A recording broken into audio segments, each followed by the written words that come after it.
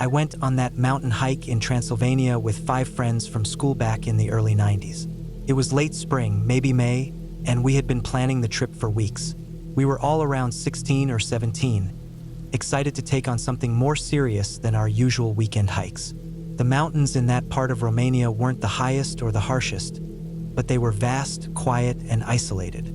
We wanted to get away, push ourselves a bit, and say we'd done something we could brag about for years.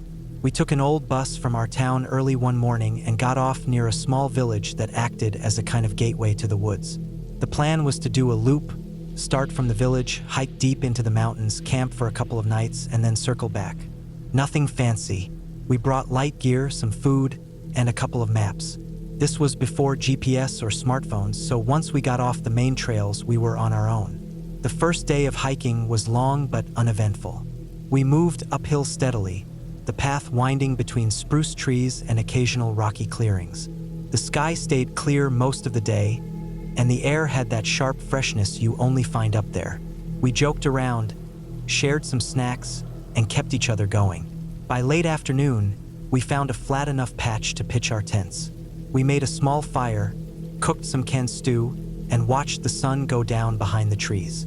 The wind started picking up later, but we were warm in our sleeping bags.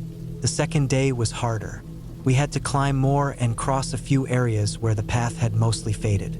It had rained recently, so the ground was muddy in parts, and we moved slower. Around midday, we reached what we thought was the most remote part of our route. According to our map, we were about 12 to 14 kilometers from the last sign of civilization. We were high up and hadn't seen anyone since morning. That's when we saw the house. It looked like something out of another time. Sitting in a small clearing, backed by forest on 3 sides, it had a main house and a smaller barn off to the side. The roof looked patched with different materials, as if repairs had been done with whatever was on hand. There was a crude fence, more symbolic than useful, and behind it we saw a couple of cows, some chickens, and what looked like a goat. We were stunned. It was in the middle of nowhere. No paths led to it, no signs that people came and went. It was so quiet. All we heard were the distant sounds of animals and the rustling of trees. We stood there for a moment before deciding to approach. Curiosity got the better of us. As we got closer, we saw movement. A man came out from behind the house and started walking toward us. Behind him, at a distance, were 5 or 6 women. They hovered near the doorway of the house but didn't come closer. We stopped at the fence, unsure if we were trespassing. The man looked like he hadn't seen new people in years. His clothes were rough and stained, and he had a beard that looked like it had grown unchecked for months. He greeted us, but his Romanian was strange. Thick, broken, and hard to follow. We managed to understand bits and pieces. He asked where we were from, what we were doing. He pointed at our clothes, our backpacks, like he hadn't seen anything like them in a long time. Then he asked who the president was. That threw us off. He said it in such a confused way, like he wasn't just curious but genuinely didn't know. That was 1992, a year after Ceausescu had been executed. Things were changing fast in the country, but we couldn't imagine someone not knowing about it. We told him, as best as we could communicate, and he just nodded like he didn't know what to make of it. He offered us milk from one of the cows, said it was fresh. One of my friends shook his head immediately, saying no firmly, and whispered that we needed to leave. The rest of us weren't sure what to do. The women behind him stayed back the entire time. They looked strange, like they were trying to avoid our eyes. Their faces were blank, pale, and emotionless. It was hard to tell their ages. They could have been young or old. Something about their appearance was off. They wore long skirts and shawls, and none of them smiled. What bothered me more was the way they acted. They stayed close to each other, always behind him, almost like he was guarding them, or watching us to make sure we didn't try anything. It wasn't a friendly situation. The longer we stood there, the more uncomfortable it felt. The man kept talking, but the tone of his voice didn't match his words.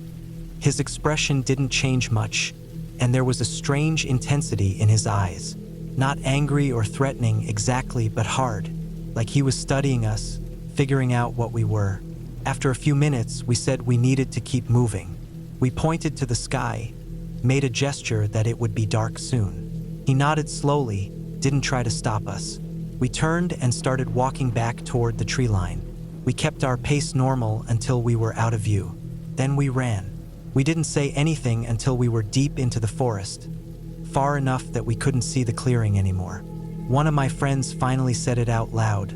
That place was wrong. It didn't feel right.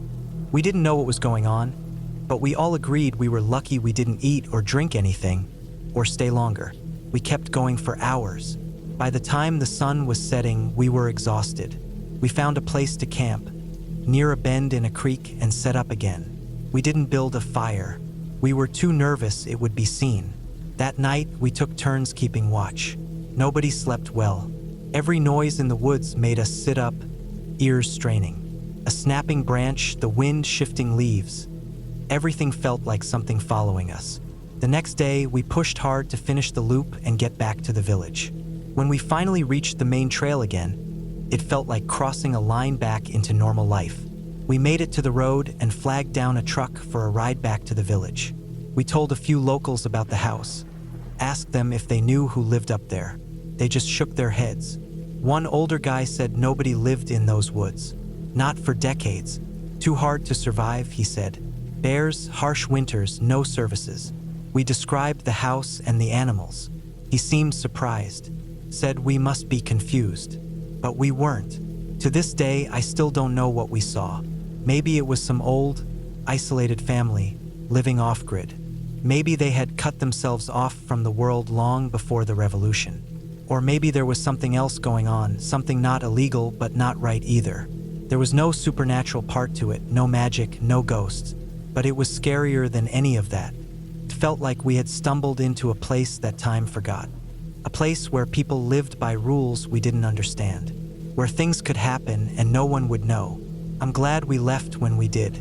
We were just a bunch of teenagers. If something had gone wrong, nobody would have found us. I haven't been back to that area. I don't think any of us have. We don't even talk about it much anymore. But sometimes, late at night, I think about that house. The man's eyes, the way the women never spoke.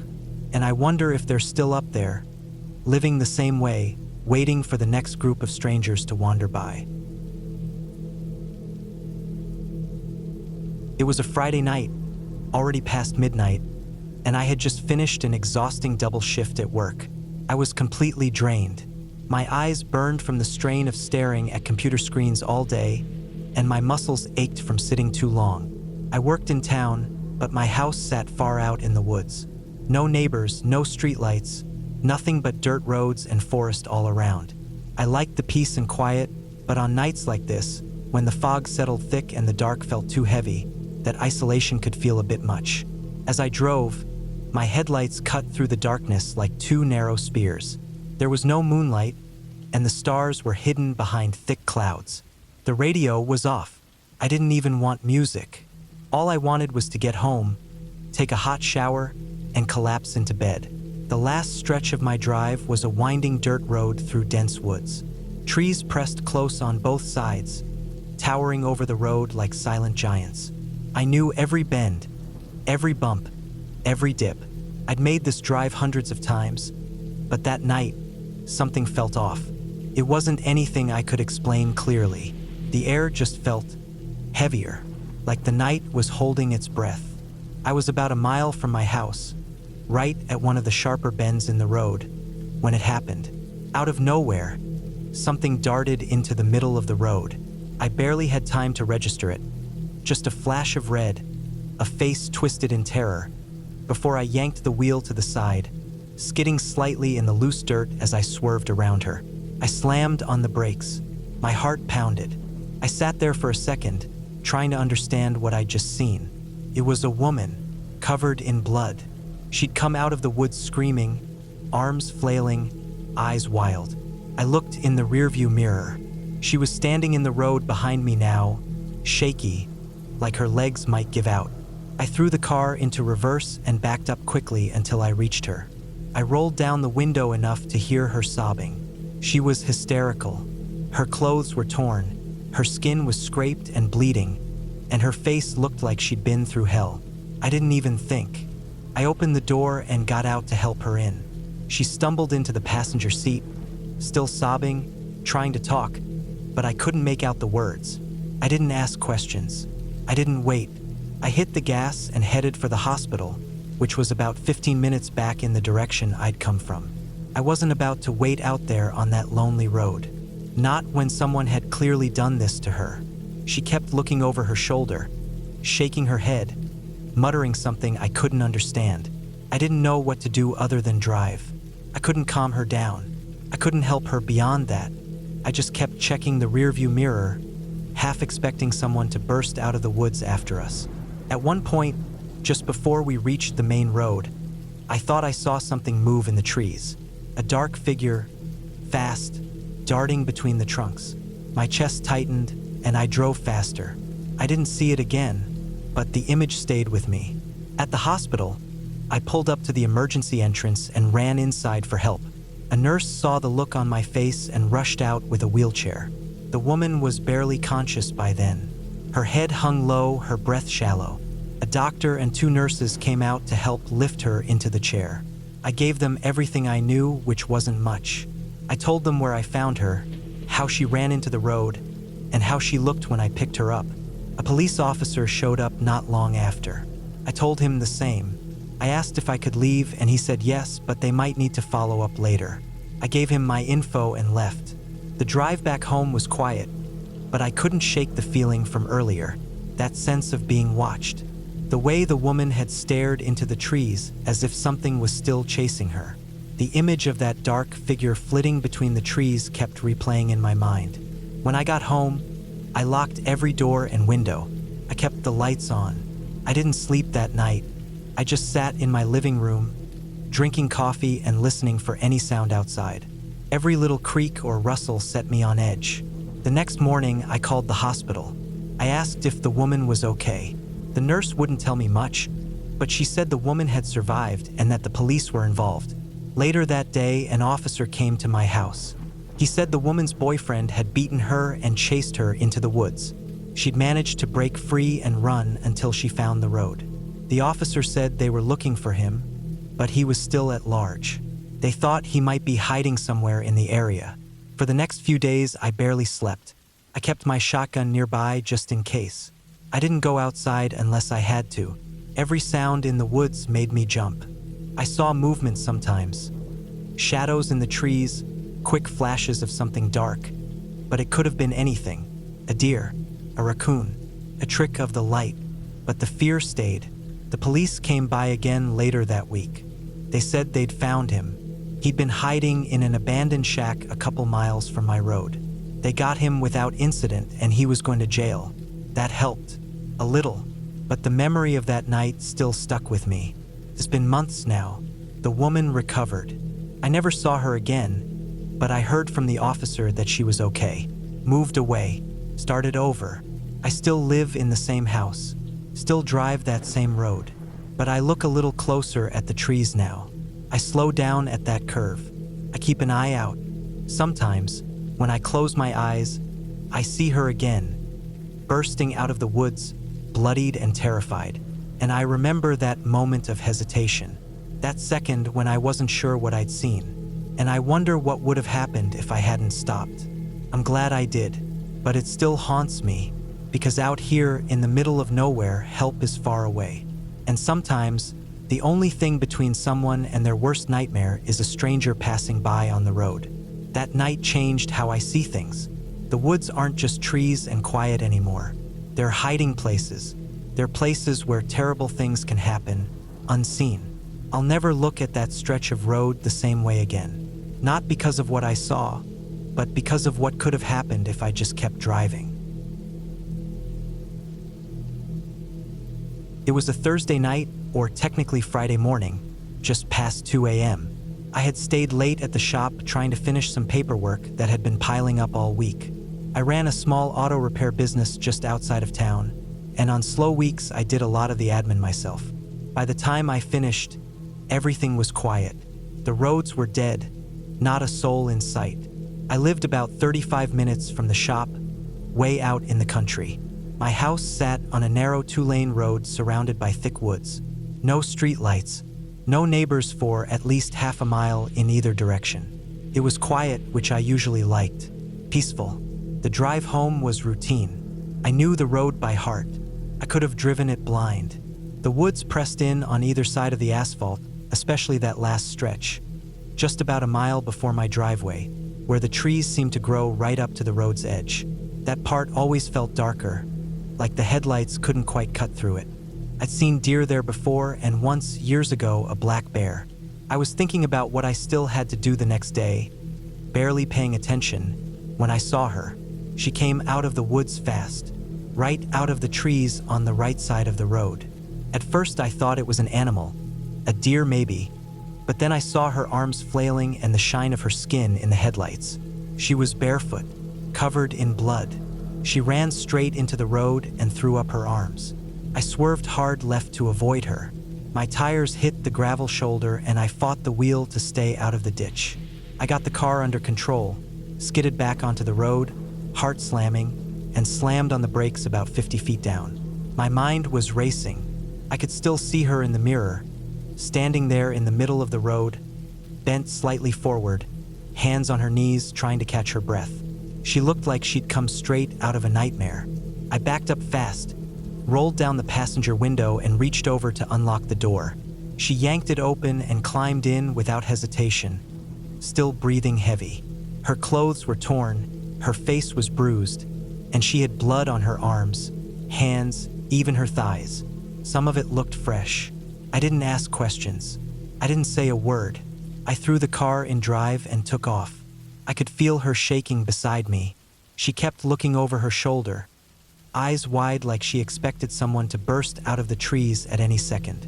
My eyes were darting too. Every shadow between the trees looked like it could move.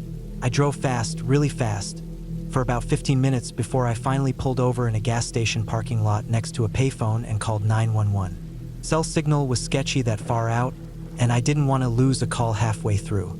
The dispatcher said help was on the way and asked if I could stay put, but I said no. I told her I wasn't going to sit still in the dark when there was a guy out there chasing this woman.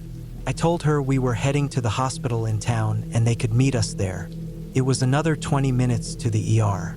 I kept checking the mirror, half expecting a pair of headlights to appear behind us. But the road stayed empty. When we pulled into the emergency entrance, I jumped out and ran to get help. A nurse came out with a wheelchair and someone called the police from inside. While they were checking her over, I finally got a better look at her. She was young, maybe early 20s. She had bruises on her ribs, a split lip, and a long gash across her back like someone had dragged a sharp branch or a knife across it. Her right eye was already swelling shut. The police showed up about 15 minutes later. They asked me questions. I told them what happened. They took her aside and talked to her for a while. I didn't hear most of what she said, but I caught pieces. Something about a trailer, a fight, and running into the woods barefoot. The man who hurt her was her boyfriend. They'd been out drinking, or maybe something more than that. Things had turned violent. When she tried to leave, he hit her. She got out and ran. He followed her into the woods, but she lost him in the dark. That's when she made it to the road. The cops asked if I could point them to where I picked her up. I gave them directions, landmarks, and told them the mile marker closest to my driveway. They said they'd check it out. I didn't go home that night. I sat in the waiting room until after sunrise. A nurse brought me coffee at one point, and I just sat there sipping it, not really tasting anything, thinking about how fast everything had changed. One second I was thinking about overdue invoices, and the next I was looking at a blood-covered stranger in my passenger seat. Later that morning, one of the officers came back. They'd gone out to the area, found the trailer where the woman had been living with the guy. It was trashed, signs of a fight, some blood, but the man was gone. They'd put out a warrant and were coordinating with nearby counties. I never saw her again after that. She stayed in the hospital for a few days and then disappeared. I never got her name. I figured maybe she didn't want to be found. I drove that same road again a week later. I slowed down near the spot where she'd come out of the woods. There was no sign of anything. No tire marks. No blood.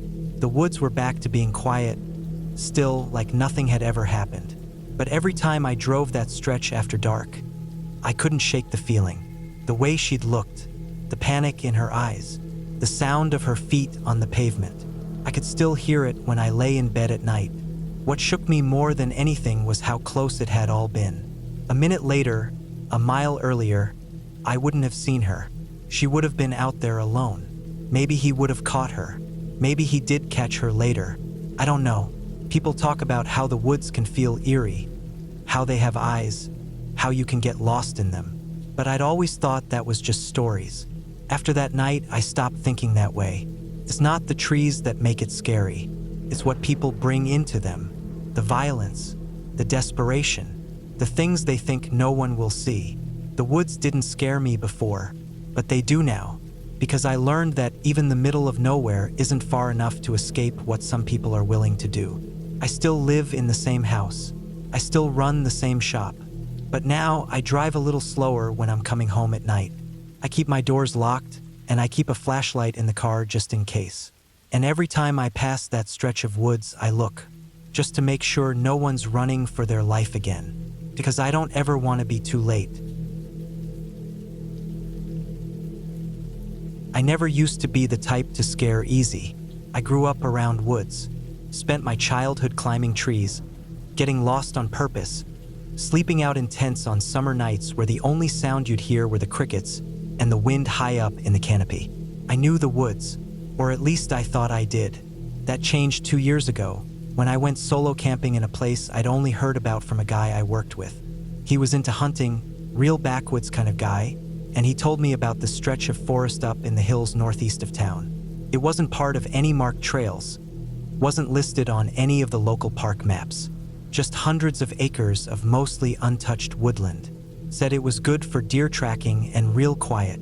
That was the draw for me. I wasn't after game or trophies. I just wanted space, quiet. Took me 2 hours of driving off pavement to reach the area he told me about. I parked on the shoulder of an old logging road that looked like it hadn't been used in a decade. The trees had grown in close around it. My plan was to hike in a couple miles, set up camp near a stream I saw on satellite maps, and spend a few nights just breathing air that hadn't passed through a vent. The first couple of days were what I expected, peaceful. I set up camp in a hollow with thick trees and a little ridge to the north that cut some of the wind. There were animal tracks, mostly deer, maybe coyote, but nothing fresh. I kept my food hung and kept the fire low. I spent the days hiking around, doing little loops out and back from camp. I'd leave at first light and be back before dark. I didn't see another person the whole time. That was the point. It was the third night when something started to feel off. I cooked dinner early, just some rice and a vacuum-packed pouch of chili. I remember the wind was picking up, so I got into my tent not long after sundown. I was tired, but sleep didn't come. I laid there, listening to the creaks of branches above and the way the wind pressed against the walls of my tent. At some point, well after midnight, I heard footsteps. Not like a squirrel or raccoon. Heavy. 2 or 3 steps, then nothing. I held my breath, waiting for more. Another step, then silence. It was off to my left, maybe 20 feet away, near where I'd stacked some firewood earlier. I unzipped the tent just enough to peek out. It was too dark to see much. No moon. The trees were swaying in the wind, but I swear I saw something standing upright between the trees. It wasn't close enough to see clearly, just a shape. But it wasn't shaped like a deer or a bear. It was too tall and too thin. I stared at it and it didn't move. My heart was hammering. I kept staring until my eyes started to water. I blinked and it was gone. I stayed awake the rest of the night, knife in hand. But nothing else happened. In the morning, I searched the area. I didn't find tracks, but the pine needles and leaves on the ground were thick. You could have walked through barefoot and left nothing behind. That day, I hiked further out, partly to distract myself. I followed the stream a few miles northeast, where the trees grew thinner and the ground was rockier. I kept looking over my shoulder. That shape I'd seen, if I'd even seen it, was burned into my mind. When I got back to camp, I found my firewood scattered. Not all of it, but enough that it was noticeable. Could have been animals. Probably was. But I hadn't heard anything while I was out. That night I didn't sleep. I sat by the dying fire with my flashlight and knife, straining my ears. Around 2 a.m., I heard it again. Steps. A few this time. Closer. Deliberate. Then a sound I can only describe as a breath. Not human. Not deep like a bear. Shallow and wheezing, like lungs struggling for air. I flashed my light toward the sound, and for a split second, I saw something step behind a tree. Pale, hairless, tall. Again, not enough detail. Just that shape, that wrongness. I didn't wait for dawn. I packed up in the dark and left before the sun rose. The hike back to my car was hell. Every twig snap made me jump. Every time the wind shifted, I felt like something was behind me. I didn't talk about it for months. I tried to forget it. I tried to believe it was just my imagination. Maybe it was a bear with mange, I told myself. That would explain the hairless appearance, the gaunt limbs. I started researching and found photos, real photos, of bears with severe mange. Their fur gone, skin raw and pale, eyes sunken. If you didn't know what you were looking at, you could mistake it for something else. Something unnatural. The human mind doesn't like blanks. It fills them with whatever it can. Fear does the rest. Out there, alone in the dark, the unknown becomes something worse. I don't think I saw a skinwalker or anything like that. I think I saw a sick animal. A bear on death's edge. Maybe it was drawn to the smell of food. Maybe it was too far gone to attack. Or maybe it was curious. But that image, those upright limbs, that thin frame barely hidden in the trees, that stuck with me. I haven't camped alone since. I've gone on day hikes. I've spent time in the woods with others. But I don't stay overnight, and I don't wander too far from known trails. Because the truth is, whatever I saw was real. Not a ghost, not a monster, but something dying. Something that didn't look right anymore. And that's almost worse. When you're out there alone, your mind plays tricks. It wants patterns, faces, meaning, and sometimes it finds something in the trees that doesn't belong. Sometimes what you think is a monster is just an animal falling apart. But that doesn't make it any less terrifying, because your brain doesn't care what it really is. It only cares that it shouldn't be there, and that's enough to stay with you forever. I never used to be the type to scare easy.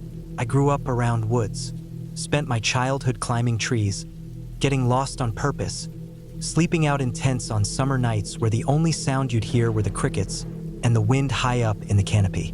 I knew the woods, or at least I thought I did. That changed 2 years ago, when I went solo camping in a place I'd only heard about from a guy I worked with. He was into hunting, real backwoods kind of guy, and he told me about the stretch of forest up in the hills northeast of town. It wasn't part of any marked trails, wasn't listed on any of the local park maps. Just hundreds of acres of mostly untouched woodland. Said it was good for deer tracking and real quiet. That was the draw for me. I wasn't after game or trophies. I just wanted space, quiet. Took me 2 hours of driving off pavement to reach the area he told me about. I parked on the shoulder of an old logging road that looked like it hadn't been used in a decade. The trees had grown in close around it. My plan was to hike in a couple miles, set up camp near a stream I saw on satellite maps, and spend a few nights just breathing air that hadn't passed through a vent. The first couple of days were what I expected, peaceful. I set up camp in a hollow with thick trees and a little ridge to the north that cut some of the wind. There were animal tracks, mostly deer, maybe coyote, but nothing fresh. I kept my food hung and kept the fire low. I spent the days hiking around, doing little loops out and back from camp. I'd leave at first light and be back before dark. I didn't see another person the whole time. That was the point. It was the third night when something started to feel off. I cooked dinner early, just some rice and a vacuum-packed pouch of chili. I remember the wind was picking up, so I got into my tent not long after sundown. I was tired, but sleep didn't come. I laid there, listening to the creaks of branches above and the way the wind pressed against the walls of my tent. At some point, well after midnight, I heard footsteps. Not like a squirrel or raccoon. Heavy. 2 or 3 steps, then nothing. I held my breath, waiting for more. Another step, then silence. It was off to my left, maybe 20 feet away, near where I'd stacked some firewood earlier. I unzipped the tent just enough to peek out. It was too dark to see much. No moon. The trees were swaying in the wind. But I swear I saw something standing upright between the trees. It wasn't close enough to see clearly, just a shape. But it wasn't shaped like a deer or a bear. It was too tall and too thin. I stared at it and it didn't move. My heart was hammering. I kept staring until my eyes started to water. I blinked and it was gone. I stayed awake the rest of the night, knife in hand. But nothing else happened. In the morning, I searched the area. I didn't find tracks, but the pine needles and leaves on the ground were thick. You could have walked through barefoot and left nothing behind. That day, I hiked further out, partly to distract myself. I followed the stream a few miles northeast, where the trees grew thinner and the ground was rockier. I kept looking over my shoulder. That shape I'd seen, if I'd even seen it, was burned into my mind. When I got back to camp, I found my firewood scattered. Not all of it, but enough that it was noticeable. Could have been animals. Probably was. But I hadn't heard anything while I was out. That night I didn't sleep. I sat by the dying fire with my flashlight and knife, straining my ears. Around 2 a.m. I heard it again. Steps. A few this time. Closer. Deliberate. Then a sound I can only describe as a breath. Not human. Not deep like a bear. Shallow and wheezing, like lungs struggling for air. I flashed my light toward the sound, and for a split second, I saw something step behind a tree. Pale, hairless, tall. Again, not enough detail, just that shape, that wrongness. I didn't wait for dawn. I packed up in the dark and left before the sun rose. The hike back to my car was hell. Every twig snap made me jump. Every time the wind shifted, I felt like something was behind me. I didn't talk about it for months. I tried to forget it. I tried to believe it was just my imagination. Maybe it was a bear with mange, I told myself. That would explain the hairless appearance, the gaunt limbs. I started researching and found photos, real photos, of bears with severe mange. Their fur gone, skin raw and pale, eyes sunken. If you didn't know what you were looking at, you could mistake it for something else. Something unnatural. The human mind doesn't like blanks. It fills them with whatever it can. Fear does the rest. Out there, alone in the dark, the unknown becomes something worse. I don't think I saw a skinwalker or anything like that. I think I saw a sick animal. A bear on death's edge. Maybe it was drawn to the smell of food. Maybe it was too far gone to attack. Or maybe it was curious. But that image, those upright limbs, that thin frame barely hidden in the trees, that stuck with me. I haven't camped alone since. I've gone on day hikes. I've spent time in the woods with others. But I don't stay overnight, and I don't wander too far from known trails. Because the truth is, whatever I saw was real. Not a ghost, not a monster, but something dying. Something that didn't look right anymore. And that's almost worse. When you're out there alone, your mind plays tricks. It wants patterns, faces, meaning, and sometimes it finds something in the trees that doesn't belong. Sometimes what you think is a monster is just an animal falling apart.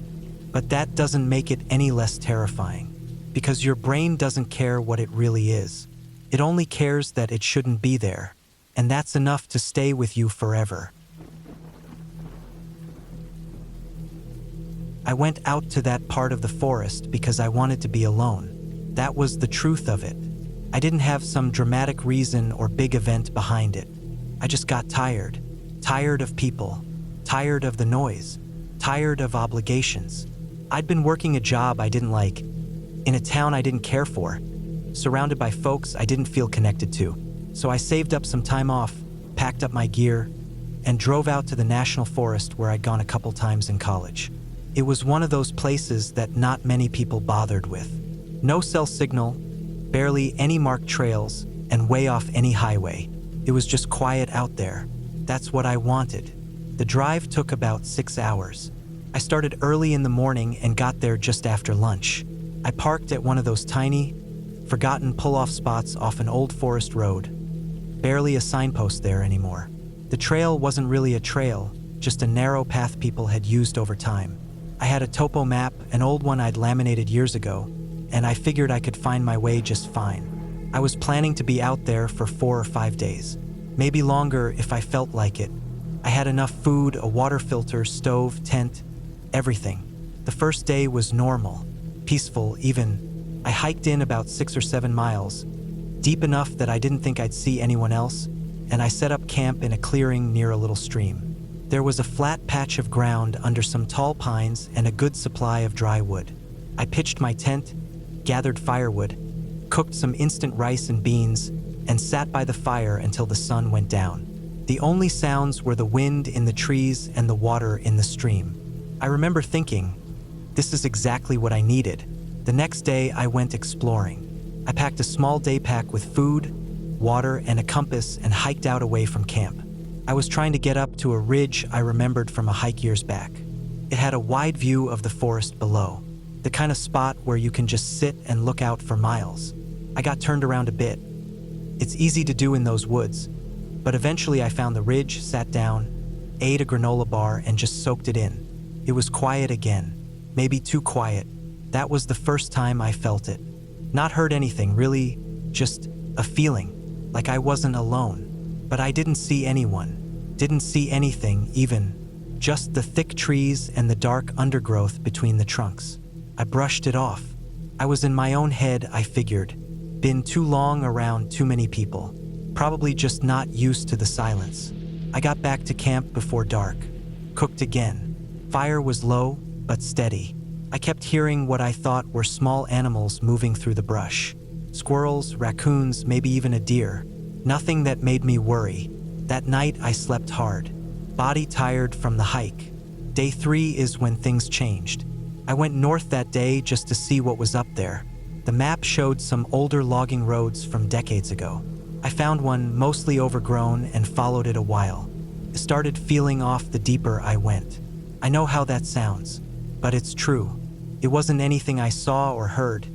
It was more what I didn't. The birds were quiet. No bugs buzzing. Even the wind felt still.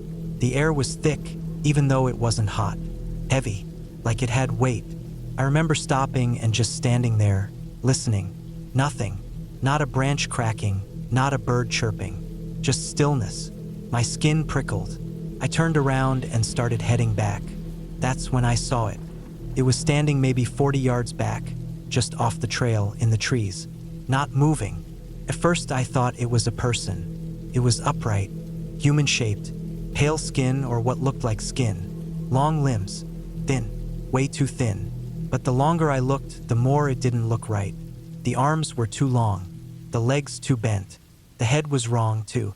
No hair, no real face, not from that distance. Just a shape that looked like a man but wasn't. I froze. I don't know how long I stood there. 5 seconds? 30? I kept staring at it, waiting for it to move. Didn't. I finally stepped backward, slow, and it didn't follow. I turned and walked fast, then ran. Didn't stop until I was back near camp. I didn't see it again that day. I sat by the fire until late, watching the trees. Nothing moved. Nothing made a sound. I barely slept. Every time I closed my eyes, I saw it. That figure just standing there, still as a post. The next morning, I planned to leave. I packed up everything fast. Just wanted to get back to the car. I knew the way, but the trail felt different. I kept checking over my shoulder. Every turn, every tree, I expected to see it again. But I didn't, until I got close to the trailhead. About half a mile from the car, I saw it again. Closer this time, just standing in the brush off to the side. Maybe 20 yards away. It wasn't moving, but I could see more detail now. The skin was patchy, grayish, looked raw in places like it was missing chunks. I could see bones near the joints, elbows, knees. It didn't have fur, but it looked like it should have. Its shoulders were hunched forward, and the way it stood wasn't human. Not really. Too animal-like. And yet it stood like a man. Then it moved. It didn't charge, didn't run, just shifted, like it was adjusting its weight. But that small movement was enough. I bolted, full sprint, got to the car and didn't even look back. Threw everything in the back and tore off down the forest road, wheels spinning in the gravel. I didn't stop until I hit the highway. Even then, I kept going until I was 2 towns over. For a long time, I didn't talk about it. Didn't tell anyone. What was I going to say? That I saw something in the woods that looked like a human, but wasn't? That I stared at it for long enough to remember every ugly, wrong detail? I started researching quietly, reading about sightings. People saying they saw human-like creatures in the forest. Most of them were chalked up to legends or hallucinations. But then I came across photos of bears with mange. Real bears, hairless, starving, diseased. And when they stood on their hind legs, they didn't look like bears anymore. They looked like something else. Their skin goes pale in patches when the hair falls out. They move slow when they're weak. Some of them have bones sticking through sores and raw skin. And the way they stand, upright like a sick person, if you saw one out of context, you wouldn't think bear. You'd think something human, something wrong. I think that's what I saw. I think it was a bear with mange, maybe starving, maybe sick or dying. But so far gone it didn't look like a bear anymore. The shape was there, but the details were all wrong. And yet, there's a part of me that still wonders, because it didn't move like any bear I've ever seen. It was too still, too controlled, like it was waiting. Since then, I've been back in the woods a few times. Not that deep, not alone. I carry a camera now. I carry bear spray too, but I don't think I'll ever go back to that part of the forest again. Because whether it was a bear or something else, I saw what people mean when they say they saw a person-shaped thing in the trees. I know now how easy it is to mistake something dying for something haunting. I know now how something real can feel just as terrifying as something imagined. And I know what it feels like to be watched by something that shouldn't be standing like that. Something that doesn't look right. Something that makes the woods go quiet. I didn't mean to end up deep in the woods that weekend. I had a plan, or at least I thought I did. I'd been working a lot. Too much, probably. I lived in a small city apartment, boxed in on all sides by people, traffic, and noise. I wasn't sleeping well. My chest always felt tight. So when Friday came around and I realized I had no responsibilities for a couple of days, I packed up some gear and decided to go camping. Just me, the trees, and quiet. I didn't pick any specific spot. Just drove north until I started seeing fewer houses and more forest. I stopped at a gas station, bought a paper map, and found a patch of public land with a small lake not far from the road. It looked perfect, secluded, but still close enough to civilization if something went wrong. I parked the car off a gravel road and started hiking. The air smelled like pine and wet dirt. The trail was faint but visible, probably used by hunters or locals who knew the area better than I did. It took about 2 hours to get to the lake. There was no one else around. The water was still, smooth as glass, and surrounded by tall evergreens. I set up camp on the northern shore where the ground was flat and dry. I cooked some instant noodles on my small stove and sat by the fire until it got dark. No phone signal, no internet, no one talking. Just the crackling of the fire and the sounds of the forest. I slept well that night, really well. The next morning, I decided to go exploring. I left my camp set up, packed a small day pack with water, snacks, and a compass, and started walking east. The trees were dense and the trail vanished quickly. I didn't mind. I figured I'd go in one direction for an hour or two, then turn back. It was cloudy, cool, good weather for walking. But after a while, the woods started to feel different. It wasn't anything obvious.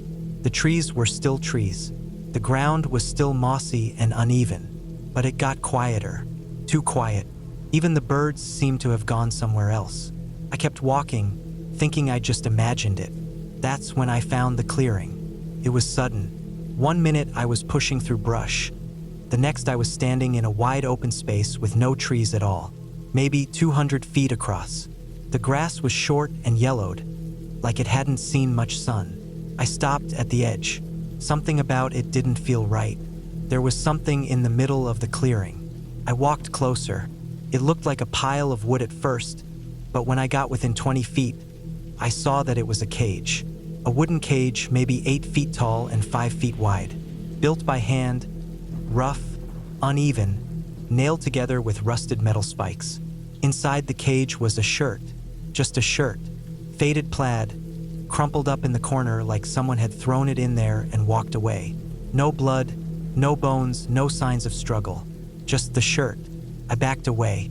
Something about it filled me with this cold, sour feeling in my stomach. It wasn't fear exactly, not yet. Just a tight, crawling sense that I shouldn't be there. I turned around and walked back the way I came. Except it wasn't the way I came. The woods all looked the same. Trees and undergrowth and moss. I tried to use the compass, but the needle was spinning slowly, like it couldn't find north. I stood there for a minute trying to calm down. I told myself I'd just gotten turned around. I hadn't gone that far. I could retrace my steps. I picked a direction and walked. After 20 minutes, I ended up back at the clearing. I hadn't turned enough, I told myself. It happens. I walked again, this time keeping the sun over my right shoulder. More time passed. When I found the clearing a third time, I started to panic. I dropped my bag and sat down on the ground. My breathing was shallow. I had water and food, but I was wasting energy.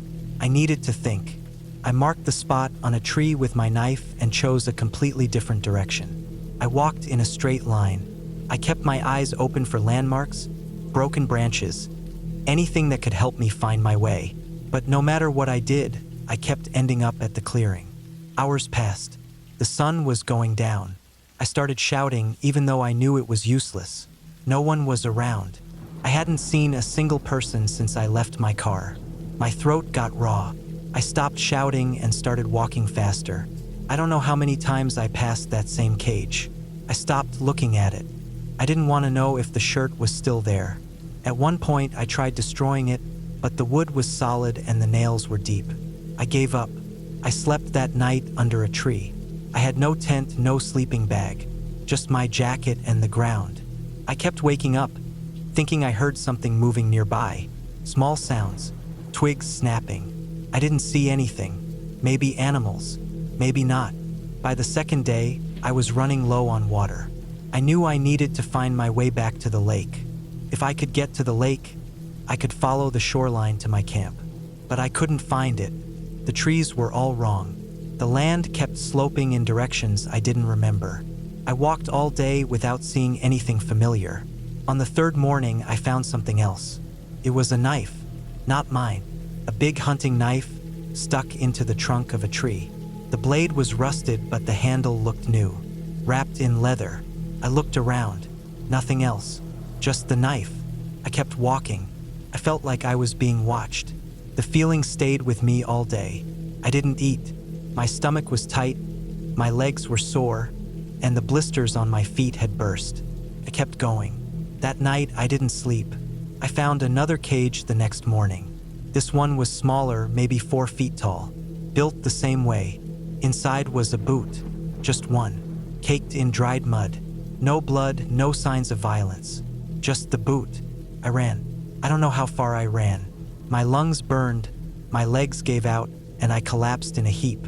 When I looked up, the trees were thinner. I could see the sky. I forced myself up and kept moving. Then I heard something. Plain. It was faint, but I could hear it. The engine. I started waving my arms, shouting again. Passed overhead and disappeared. But it meant I wasn't that far from the edge. I picked a direction and kept walking. I don't know how much time passed. I saw a wrapper on the ground, then a broken beer bottle, then finally a path. A real path. Dirt, but worn down by years of foot traffic. I followed it until I reached the road. I found my car 3 hours later. I didn't go back for the camp. I didn't care about the tent or the stove or the gear. I got in the car and drove south until I hit a gas station. I went inside, bought 3 bottles of water and sat in the parking lot drinking them one after another.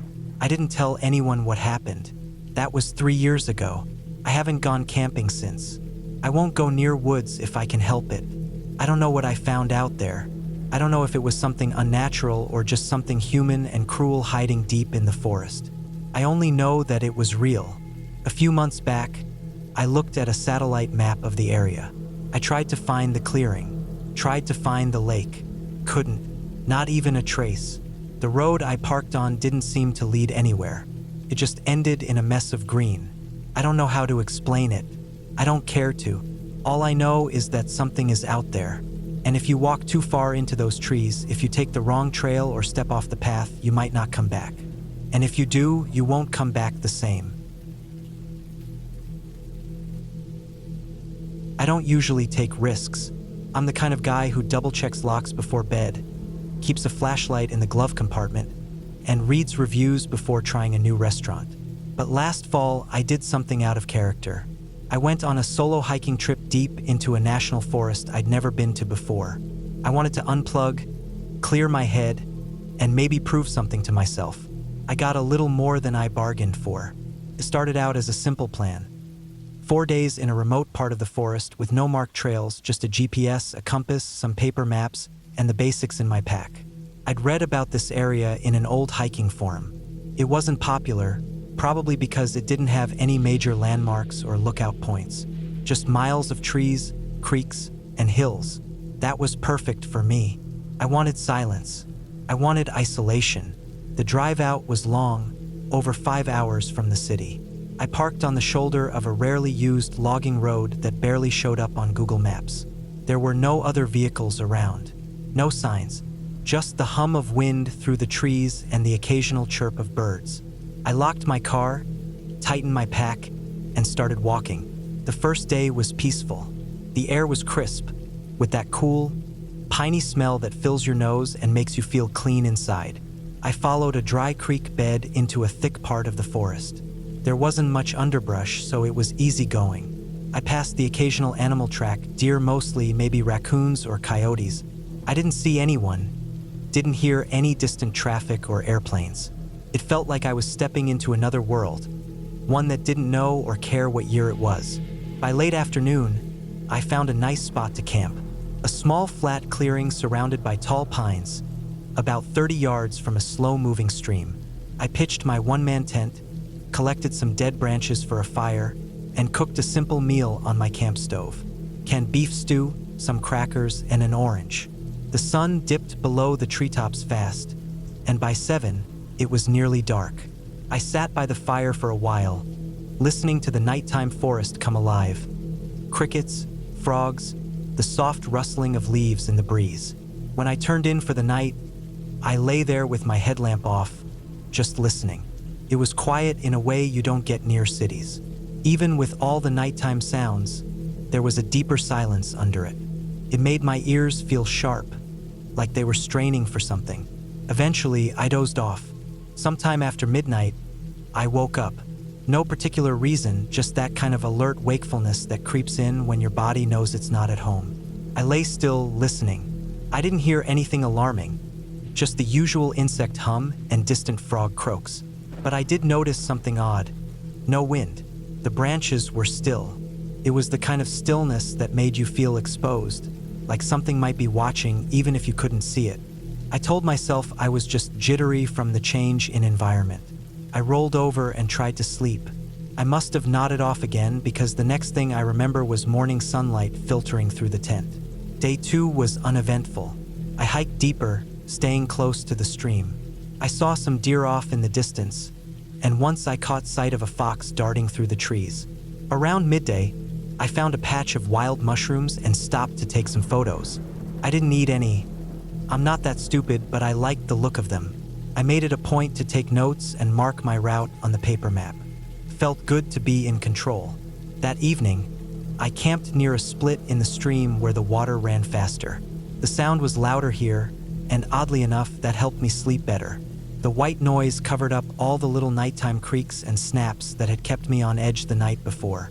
I slept deeply, only waking once to relieve myself behind a tree before crawling back into the sleeping bag. Day 3 is where things started to feel off. I noticed it first when I was breaking camp. My folded tarp had a series of small punctures in it. Tiny, like from twigs, but grouped in an unnatural pattern, almost like a grid. I examined it for a while, trying to figure out what could have caused it. No animals had been near the tent. I hadn't heard anything. It didn't look like claws or teeth. I shrugged it off, assuming maybe I'd laid it on some bramble I hadn't noticed. I continued hiking, intending to loop around and start heading back toward my car over the next 2 days. I followed the stream for a few miles, but then I decided to veer uphill to get a better view of my surroundings. The climb was slow, with lots of loose dirt and tangled roots. When I reached the top, panting and sweaty, I expected to see a familiar ridge or maybe a spot I'd marked on the map, but nothing looked familiar. I double-checked my compass. North was still north. I cross-referenced the terrain with my map and GPS, and the readings matched, but the land didn't look right. I should have been able to see the bend in the stream below, but all I saw were more trees, more hills, stretching farther than they should have. I stood there for a long time trying to calm myself. I wasn't lost, not technically, but something didn't add up. I decided to head back downhill and retrace my steps. That's when I saw the tree. It was just off the trail I'd taken up. A tall, thick pine with its bark stripped in long vertical streaks. I've seen claw marks on trees before, but these were different. They weren't random. They were evenly spaced, deep, and clean, like they'd been done with purpose. The wood underneath wasn't fresh. It was dry and gray, like it had been exposed for months. I walked around the tree, looking for tracks or signs of an animal. Nothing, just pine needles and dead leaves. I took a photo, mostly to prove to myself I wasn't imagining it, and kept moving. I made camp early that night. I wasn't in the mood to hike anymore. The weird feeling had taken the wind out of me. I picked a flat area under a rocky overhang, thinking the solid structure might help me sleep better. I kept my fire small and skipped dinner. I just didn't feel hungry. As I sat there, poking the fire with a stick, I felt the unease grow. The trees seemed closer. The shadows seemed longer. I knew it was just my brain playing tricks, but the feeling didn't go away. It settled into my gut like a stone. When I crawled into the tent that night, I left my boots and headlamp just inside the flap. I zipped everything up tight and kept my knife close, more for comfort than anything. I lay awake for a long time, listening. Around 2 or 3 in the morning, I heard it. Footsteps. They weren't loud, but they were deliberate. Not animal rustling, not the wind knocking branches. Actual steps. Slow, even, crunching dry leaves and pine needles underfoot. They moved in a half circle around my camp, never coming too close, just far enough to stay in the dark. My heart pounded so hard I could hear the blood in my ears. I didn't move. I didn't breathe. I just lay there, knife in hand, praying whatever it was would go away. Eventually, the steps faded. I stayed awake until dawn. When the sun rose, I came out slowly. The camp looked untouched. No prints, no disturbed gear, no broken branches. But the unease was stronger than ever. I packed quickly and started hiking, not bothering to eat. I wanted to get out of the forest, but the path didn't cooperate. No matter which direction I took, I kept ending up in familiar places I'd already passed. The fork in the stream, the patch of mushrooms, the clawed-up tree. Even though I was moving in a straight line, following the compass, the landmarks kept repeating. It didn't make sense. The GPS wasn't malfunctioning. I wasn't turning in circles, but something was wrong with the land itself. By midday, I was exhausted and scared. I stopped to drink from the stream and noticed something floating near the bank. A glove, black, synthetic, with a Velcro strap. Just one. It looked fairly new. I picked it up and turned it over. There was dried blood on the inside. Not a lot, but enough. I dropped it and backed away. I kept moving, driven more by fear than reason. I didn't stop to check the map anymore.